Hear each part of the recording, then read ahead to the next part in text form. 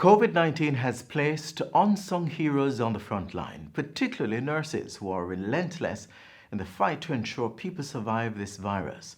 All nurses are often the first to come in contact with patients. They administer care and support in those moments of anxiety and fear. Nurses, for your time, effort, compassion, and sacrifice, thank you. Happy International Nurses Day. This is Jamaica Magazine, and I'm Adrian Atkinson. Stay with us.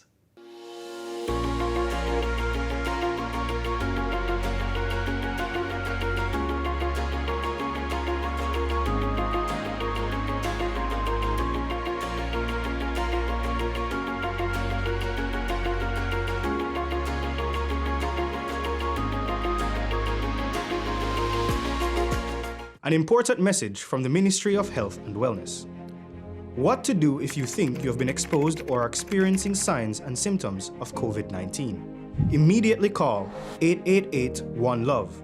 That's 888-663-5683. In addition, you should stay at home. Don't go to work, school, or any public place. Do not use public transport, and avoid visitors to your home. You may need to do this for up to 14 days to reduce the spread of the infection. A message from the Ministry of Health and Wellness. Up next, critical information on the fight to limit the spread of the novel coronavirus in Jamaica.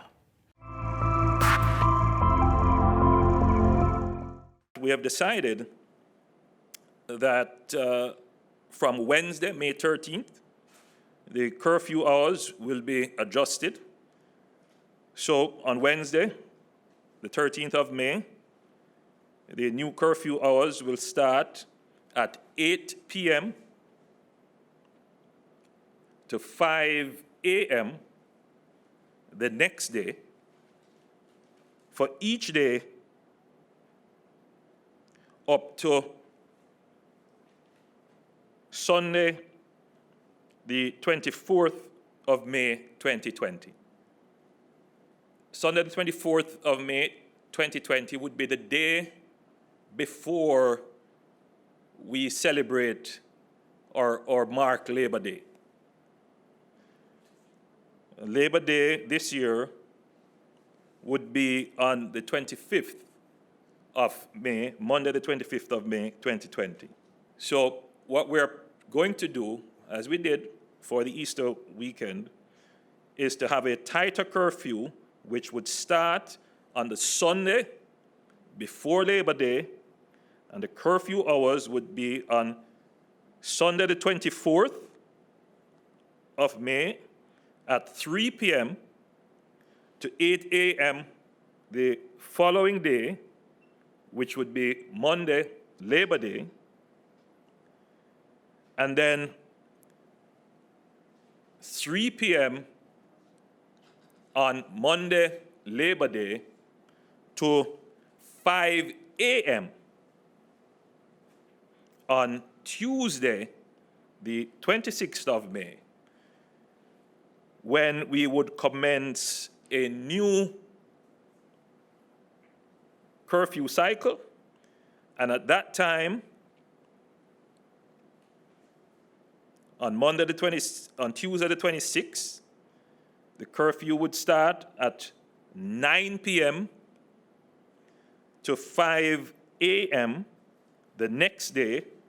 We're proposing that churches may resume within a context agreed with the faith-based community.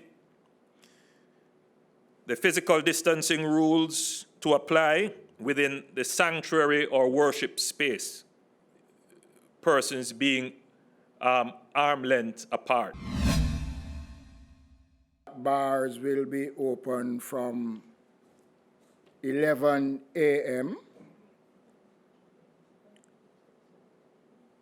commencing the 19th of May and will remain open for 2 weeks. During that period, we will assess the operation of these bars along the following lines.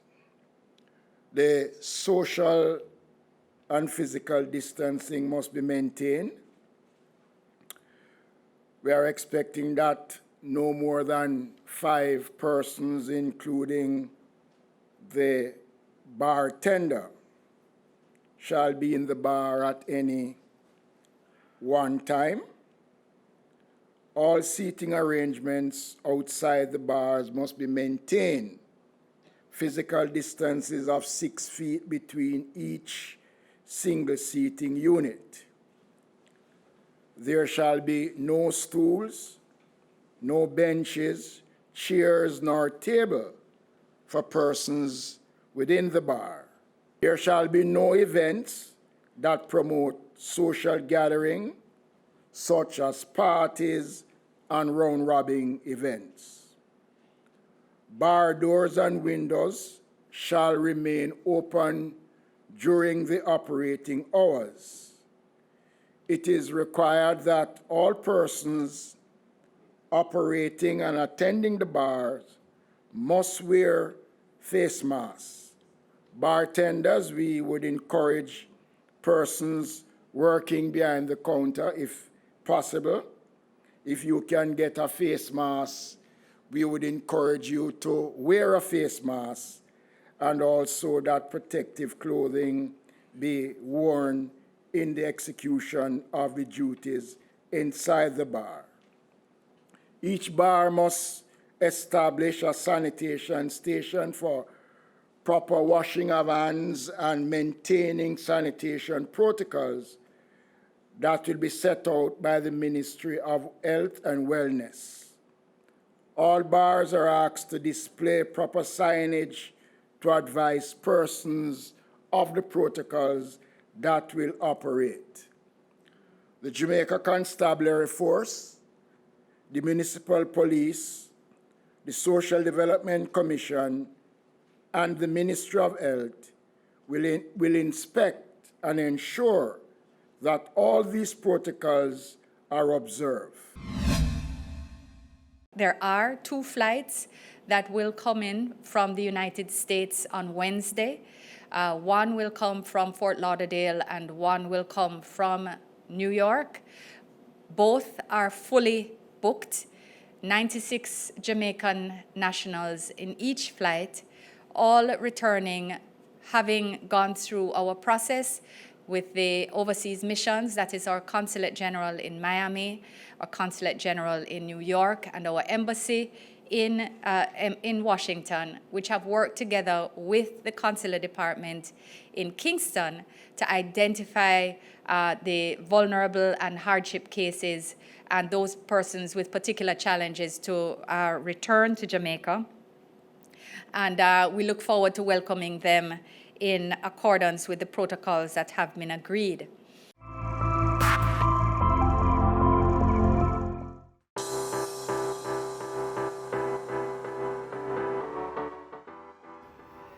Hi Jamaica, we are nurses from the Black River Hospital, St. Elizabeth. We are going through a challenging time right now, facing this COVID-19 pandemic.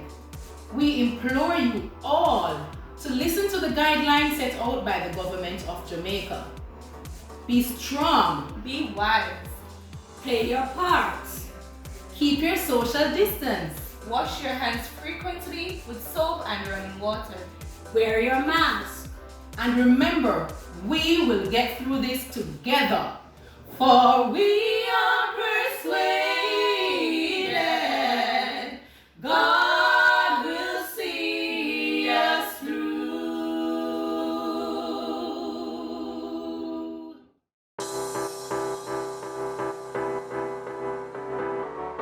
Good day, viewers and listeners. My name is Odin Forbes, a registered nurse at the Black River Hospital, here to speak about discrimination against COVID-19 patients. COVID-19 is most commonly spread from person to person, which means each and everyone is susceptible to getting the virus regardless of your age, race, creed, and social stance.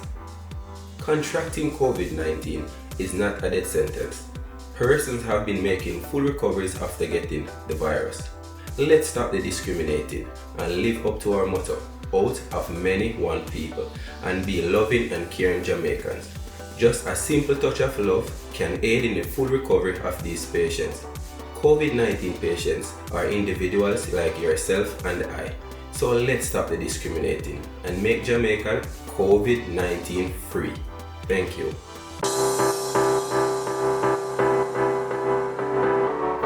Hi Jamaica, my name is Pauline Campbell. I am an enrolled assistant nurse. Passion, love, dedication and commitment are my hallmark, and I love nursing because caring for persons who are in need of care brings out the best in me. Hello Jamaica, my name is Trisha Ann Harvey, a registered nurse. Why I chose nursing? Cliche, you might say, but no, it has always been a passion for me. I love to see patients with the joy on their face. And today, here I am, giving care to my fellow citizens. I'm Andrea Wright, nurse anesthetist. I see the profession of nursing as part of God's healing ministry, and so I continue to serve with humility and with pride. I endeavor to ensure I do the very best for my patients and their relatives on a daily basis. We continue to honor our nurses on this day. Government too is aware of their sacrifice and recently provided buses to transport them to and from work. Take a look.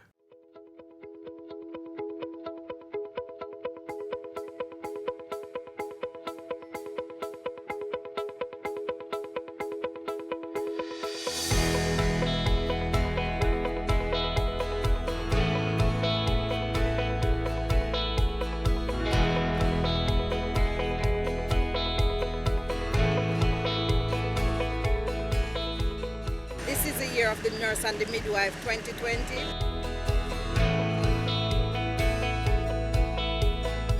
We are calling on them to work even longer hours. It certainly is a very positive thing. So we want to really say that this is a statement of our own commitment to our nurses, to the work that they do, and a recognition also that they need support to do their work and to do it diligently and effectively. All of this, of course, is part of, in these times, of a critical response to what we're doing as it relates to the coronavirus. I think the staff, the medical staff, the team from the ministry all the way down to the parishes have been performing well.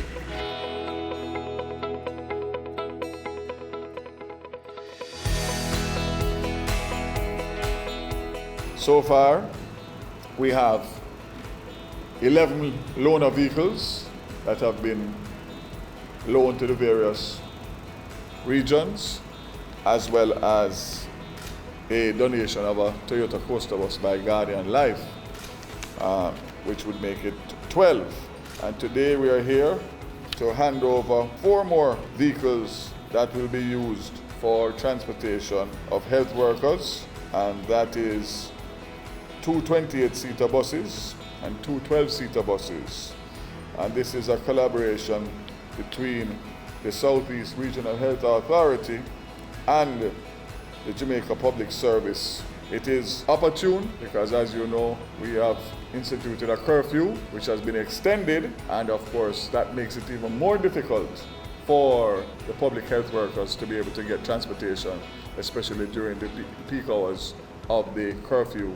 To commend the private sector on making these buses available on loan to transport our workers. What we've seen in Black River and St. Elizabeth is that with the downturn in traffic on the roads, a number of our public transportation drivers are not running the same hours that they used to run because they just cannot, because they don't have enough passengers. So what we find with our health workers working longer hours, they're finding it increasingly more difficult to get to work and to get home. So these buses will go directly into the system to transport them to and from work, and we know that this will help them tremendously.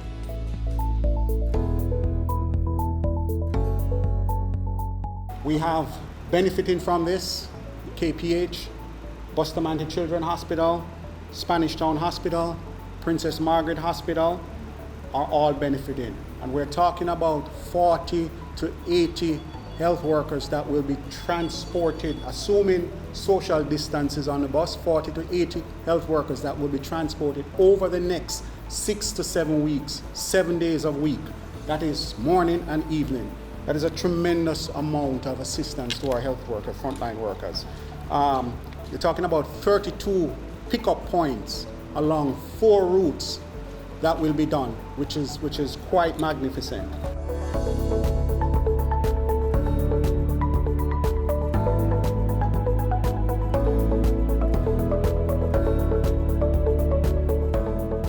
We really want to recognize them and thank them for the work they're doing and call on Jamaica to give them the fullest of support, because without them in the field doing the contact tracing, providing care in the institutions, in the hospitals, providing public education and information, giving tips, giving moral support, without them it would be that much more difficult. Indeed, we couldn't manage. That's just the reality.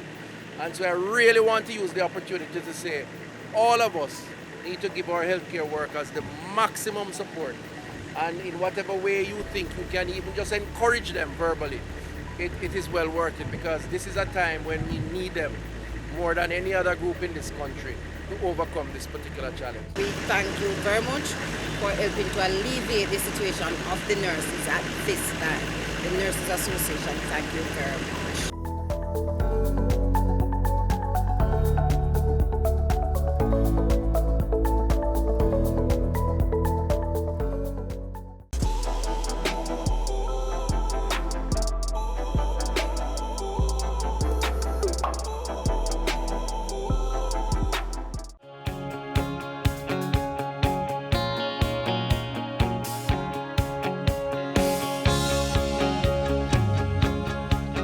Now that the government's CARE program payments are being made, I want to use this opportunity to update everyone on some important details and to answer some frequent questions. Approximately $2.65 billion in compassionate grant payments for some 265,000 applicants have been made to over 40 financial institutions selected by applicants. Many persons selected to receive their compassionate grant from remittance companies. I am appealing to beneficiaries to please follow the guidelines of remittance companies who have indicated an orderly procedure for collection. Crowding at remittance companies risks your health and the health of your family. There is no need to crowd. Beneficiaries receiving grants through remittance agencies are reminded of the requirements for presentation of a Government of Jamaica issued ID, TRN, and your application reference number to be able to collect your grant. Where you do not have a government issued ID and you're on the printed voters list, you can contact the Electoral Office of Jamaica, which will be open from Wednesday, May 13th. The government is exploring mechanisms also for third-party collection of compassionate grants for the elderly who are over the age of 65. Set cash payments will begin this week. The Auditor General is currently reviewing the list of payees to confirm compliance with the defined eligibility rules, and the expectation is that payments will be authorized by Wednesday, the 13th of May. Just a reminder of the Set Cash Grant rules. The Set Cash Grant is for persons who were terminated after the 10th of March and whose gross income is $1.5 million or less. This $1.5 million threshold exists as the vast majority of affected employees in the tourism industry have income at or below this threshold, and we are targeting the intervention to the majority, the vast majority, who are the most vulnerable. Persons who earn above $1.5 million and who are on the tax register and who were laid off may have an opportunity for an unemployment refund, as they would have paid income taxes in January, in February, and maybe March on the expectation of earning above the income tax threshold this year, but at the time of being laid off, they would not have passed that threshold of income. If you fall in this category, please contact Tax Administration Jamaica, and more information on this will be forthcoming. I would like to take this opportunity to remind employers to upload P45 forms for their former employees. In uploading those P45 forms, if employers put a termination date prior to the 10th of March, the system will reject the application. Furthermore, the system will first process those laid off in March prior to processing those laid off in April. The payments that are currently being done are for persons laid off between the 10th of March and the 31st of March. And then a second round of payments will be for persons laid off between the 1st of April and the 30th of April. Applicants whose employers have submitted a best cash grant application on their behalf are not eligible for set cash grants, as the government will be transferring the grants to the employers who will make the arrangements with their employees. Eligibility verification for best cash grants for the period the 10th of March to the 31st of March will commence shortly, with payments to follow thereafter. Small business grants are for small businesses that file income tax returns and payroll returns indicating that the small business has at least one employee. Individual owners are reminded that where there is no other employee than themselves, they can make a payroll return for themselves. The size of the small business grant was calibrated to be for businesses that employ Jamaicans. Please be reminded that all small businesses, whether or not they employ others, are eligible for the small business tax credit of $375,000 introduced for the first time in March this year. Small businesses who file taxes will not pay taxes on their first $1.5 million of income for the very first time. Eligibility verification activity for general grant applicants is now in progress through the collection of applicants' data from the municipality, the Early Childhood Commission, the Minister of Culture, the Transport Authority, TPDCO, and other government bodies. In some of these cases, the Auditor General's Department is conducting a review of data before payments can be actioned, and so this may lead to some delays. It is expected that the verification activities will be completed in May, and eligible applicants will be notified accordingly. The CARE program continues to benefit from the strong customer support response being provided by Sutherland Global, with call volumes exceeding 3,000 calls per day. Prospective applicants and applicants are reminded that they can also send an email to info@wecare.gov.jm. We care, and help is here.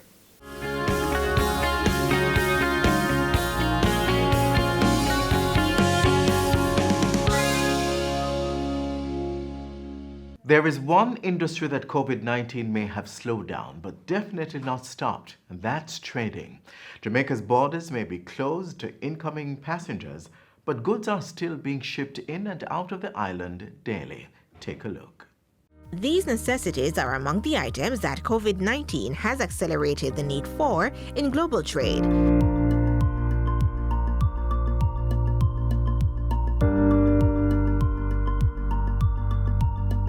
Business continues, and we are putting in every single apparatus and measures in place to ensure that is happening. Staff members at the country's ports are working around the clock to ensure that goods continue to be shipped and imported.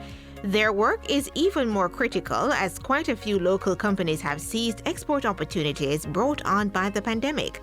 Just recently, Jamaica shipped for the first time locally made toilet paper to the United States of America. Another example, 5 containers of chloro bleach were shipped to the Cayman Islands. Jamaica is helping to fulfill the global demand for sanitation supplies. On the import side, tons of goods are being docked to ensure the country's needs are fulfilled.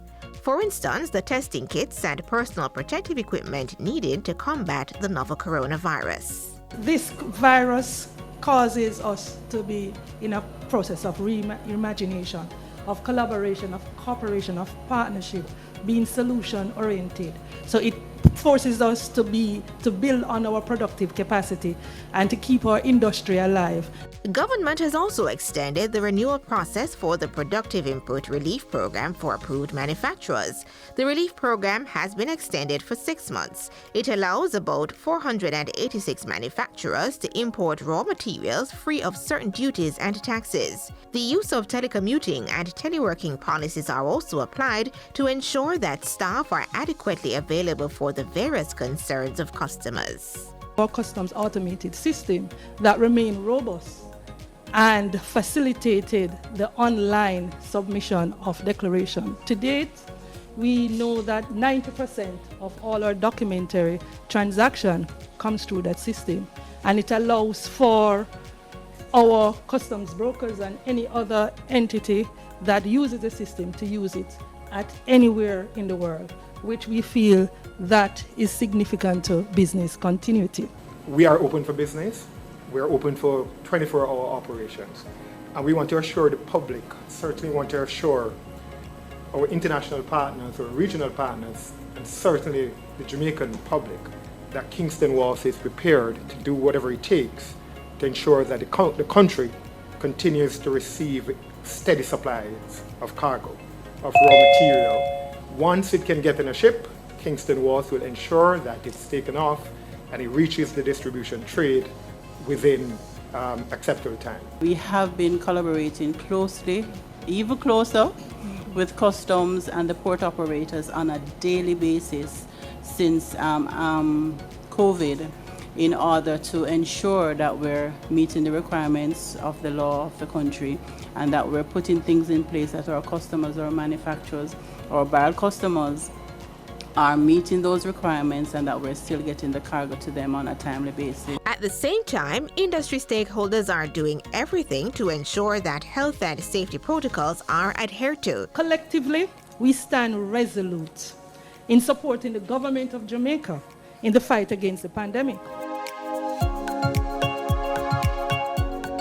Jamaica is still open for trade.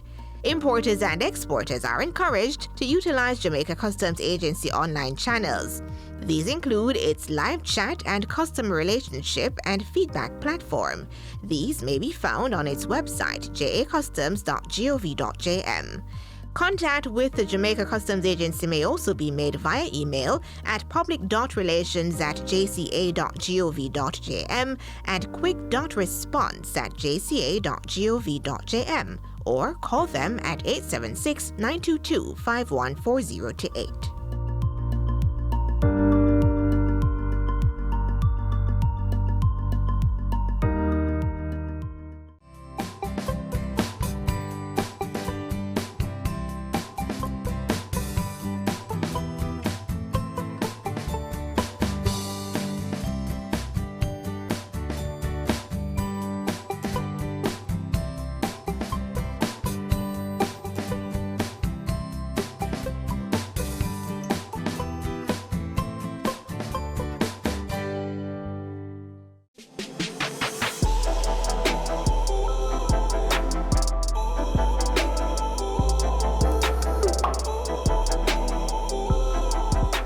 You've reached the final page of the magazine. Thanks so much for being with us on today's journey.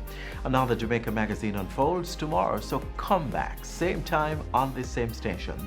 Until then, click on our social media pages. We can be found on all the major platforms such as YouTube, Facebook, Instagram, and Twitter. On behalf of all of us here at the GIS, I'm Adrian Atkinson. Tell a nurse you know today, thank you. Stay safe. This has been a production of the Jamaica Information Service, the voice of Jamaica.